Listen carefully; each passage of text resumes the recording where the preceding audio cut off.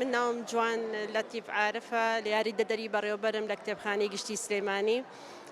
هەڵبەتە ئێمە چەند ساڵێکە باسی ئەم فیستیڤاڵە جارێ نەکەم چونکە ئێمە بەردەوام لە کتێبخانە فیستیڤاڵمان حازر کردووە و بەردەوامین لە پرۆژە و چالاکیەکانمان 25 کتێبخانەی دەرەوەی کتێبخانەشمان هەیە کە لە شار و شارۆچکەکانە پار و پێرار ئێمە پرۆژەکانمان بردە دەرەوەی شار کە پرۆژەی کتێب خوێندنەوە بوو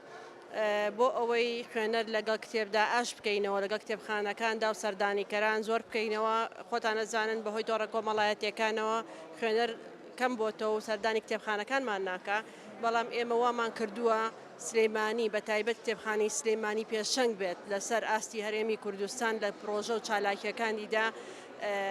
ئێمە ئێستان فیستیڤاڵە کە بەردەوامیان پیاوە یانی چەند مانگێکە ئامادەکاری بۆ دەکەین بە پاڵپشتی وەزیری ڕۆشنبیری هەڵبەتە ئەگەر بودجەیەک نەبێت ناتوانین پرۆژەکانمان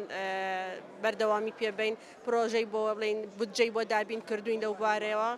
ئێمە شتوانیمانە ئەم فیستیڤاڵە هەر لە ئەمڕۆ کە دەگاتە 2 تا 7 بەردەوامی دەبێت هەموو ڕۆژە تاکو 6 ئێوارە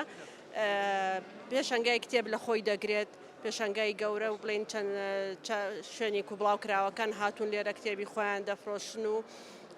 هەروەها فۆتۆگرافیمان هەیە